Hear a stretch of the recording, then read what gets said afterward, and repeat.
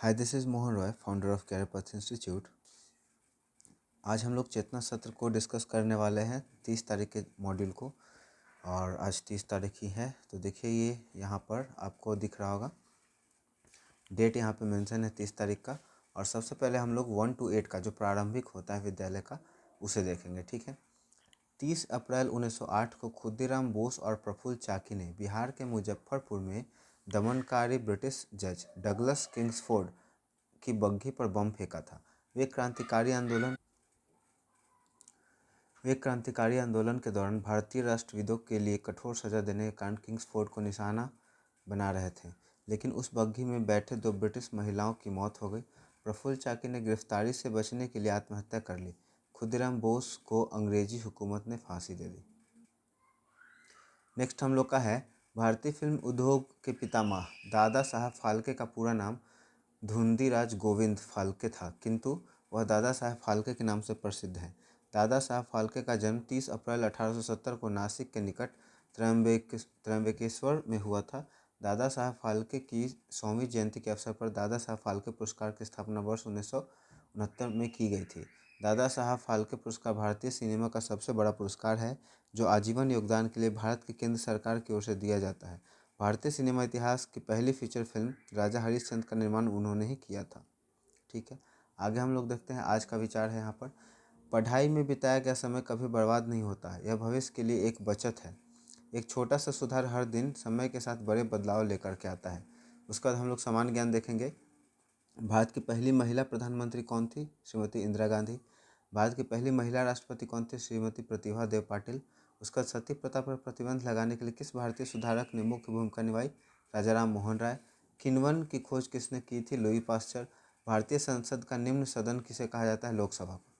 ठीक है, उसके बाद जड़, ये तो कल का ही है। ठीक है, नहीं, ऊपर का 2 कल का है, बाकी ये नया है। ग्रैंड स्लैम होता है टेनिस में, पेनल्टी कॉर्नर होगा फुटबॉल में या हॉकी में। ठीक है, विटामिन ए से की कमी से होता है रतौंधी, विटामिन सी की कमी से होगा स्कर्वी। लंबाई को मापते हैं मीटर में, द्रव्यमान को मापेंगे किलोग्राम में, ये भी रिपीटेड है। ठीक है, आई का मतलब आँख, आई मतलब मैं, आवर मतलब हमारा, आवर मतलब घंटा या समय। ब्लू का मतलब नीला, ब्लू मतलब फूकना, हवा चलना। होल का मतलब छेद, होल मतलब पूरा। मेल का मतलब डाक, मेल मतलब पुरुष। शत्रु मतलब दुश्मन, मित्र मतलब दोस्त, ये आपका विलोम शब्द है। शुद्ध मतलब साफ, अशुद्ध मतलब गंदा। घात का मतलब हमला, प्रतिघात मतलब बदला। चंचल मतलब अस्थिर, स्थिर मतलब शांत। जटिल का कठिन, सरल का आसान। उपकार का भलाई, अपकार का बुराई। ठीक है, यहाँ पे प्रेरक प्रसंग है जिसे हम लोग देखेंगे। सन 1908 का वह दौर था जब बंगाल की क्रांतिकारी लहर अपने चरम पर थी। ठीक है, कब का बात हो रहा है? 1908 का। बंगाल का विभाजन कब हो गया था? 1905 में। किसने किया था? कर्जन ने, है ना। तो बंगाल के विभाजन का ये दौर के बारे में बात कर रहा है। मुजफ्फरपुर का अत्याचारी जज किंग्सफोर्ड भारतीयों पर जुर्म ढाने के लिए कुख्यात था। उसे सबक सिखाने की जिम्मेदारी 2 युवाओं को सौंपी गई, 18 वर्षीय खुदीराम बोस और 19 वर्षीय प्रफुल्ल चाकी। दोनों युवक कोलकाता से मुजफ्फरपुर पहुंचे। उन्होंने कई दिनों तक किंग्सफोर्ड की दिनचर्या का पीछा किया। 30 अप्रैल की रात जैसे ही किंग्सफोर्ड की बग्घी क्लब से बाहर निकली, दोनों ने उस पर बम फेंक दिया। हालांकि नियति को कुछ और मंजूर था। उस बग्घी में किंग्सफोर्ड नहीं बल्कि 2 निर्दोष अंग्रेज महिलाएं थीं। धमाके के बाद दोनों अलग अलग दिशा में भागे ताकि पकड़े न जाए। खुदीराम बोस नंगे पांव 25 मील चलकर वैनी स्टेशन पहुंचे, जहां वे पानी पीते समय पुलिस द्वारा गिरफ्तार कर लिए गए। दूसरी ओर प्रफुल्ल चाकी पुलिस से बचते हुए समस्तीपुर से मोकामा पहुंचे। मोकामा स्टेशन पर एक पुलिस सब इंस्पेक्टर को उन पर शक हुआ और उन्हें घेर लिया। प्रफुल्ल चाकी ने देखा कि अब बचना नामुमकिन है। वे अंग्रेजों के हाथ अपमानित होने के बजाय देश के लिए शहीद होना बेहतर समझते थे। उन्होंने अपनी पिस्तौल निकाली और खुद को गोली मारकर वीरगति को प्राप्त की। 13 जुलाई 1908 को खुदीराम बोस को फांसी की सज़ा सुनाई गई। फांसी का दिन तय हुआ 11 अगस्त 1908 का दिन। उन्हें मुजफ्फरपुर के सेंट्रल जेल में रखा गया। सेल के अंदर बोस का मन और प्राण कभी कैद नहीं हुआ। वे अपनी क्रांतिकारी भावनाओं को सेल की दीवार पर कोयले से उकेर देते। उन्होंने लिखा था, एक बार विदाई दे माँ घूरे आसी, हंसी हंसी पिरवो फांसी, देखवे जोगतवासी। जगतवासी मतलब पूरा दुनिया, है ना। निर्धारित समय पर भारत माता की इस वीर सपूत को हंसते हंसते फांसी के फंदे को चूम लिया। ठीक है। उसके बाद हम लोग देखेंगे 9 to 12, ठीक है। और ये बाकी सब तो ये सब सेम रहता है, ठीक है। उसके बाद सीखने का जुनून पैदा करे, यदि आप ऐसा करते हैं तो आप कभी भी आगे बढ़ने से नहीं रुकेंगे, आज का विचार है। उसका समान ज्ञान का बात अगर करें तो है जनगणना 2027 आज़ादी के बाद की भारत की कौन सी जनगणना, जनगणना 2027 आज़ादी के बाद भारत की कौन सी जनगणना होगी, 8वीं जनगणना होगी।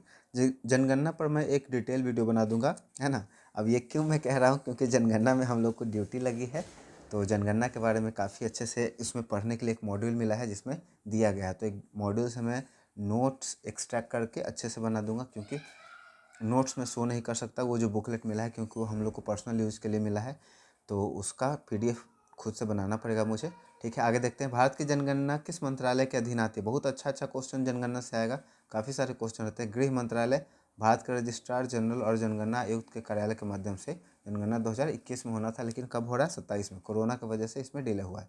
भारत की पहली डिजिटल जनगणना कौन सी है, जनगणना 2027। अभी इस समय हम लोगों को जो मिला है काम, उसमें क्या है, जो भी डाटा फीड करना है वो डिजिटली फ़ोन से ही करना है। HLO ऐप आया है उसके थ्रू। जनगणना संविधान के किस अधिनियम के तहत आती है, जनगणना अधिनियम 1948 के तहत, ठीक है। नेक्स्ट हम लोग का है, अफ्रीका की सबसे ऊंची चोटी का नाम क्या है, माउंट किलिमंजारो। दक्षिण अमेरिका के घास के मैदान को क्या कहते हैं, पम्पास, याद रखिएगा। यूरोप का खेल का मैदान किसे कहा जाता है, स्विट्जरलैंड को। उत्तरी अमेरिका में घास के मैदान को क्या कहते हैं, प्रेयरी, घास के मैदान इंपॉर्टेंट हो जाता है। नील नदी का वरदान किसे कहा जाता है, मिस्र को, ठीक है।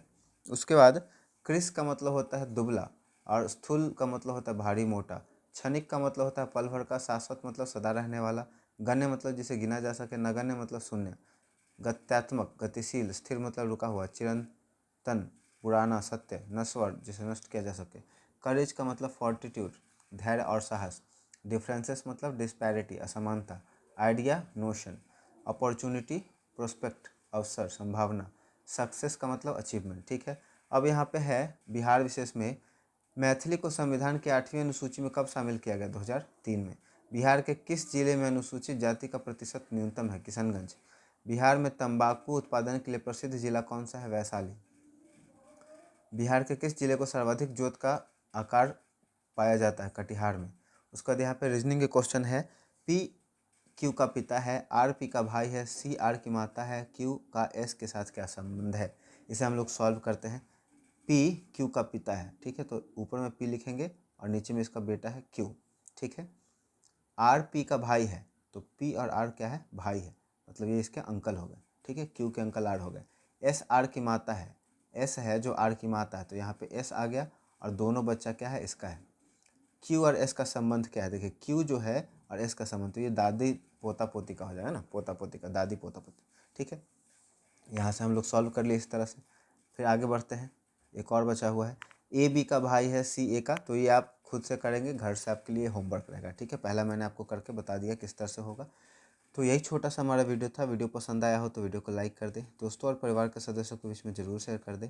और यदि आप हमारे चैनल को सपोर्ट करना चाहते हैं तो आपको कुछ नहीं करना है, बस सब्सक्राइब बटन को हिट कर दें और दोस्तों के साथ शेयर कर दें। Thank you so much.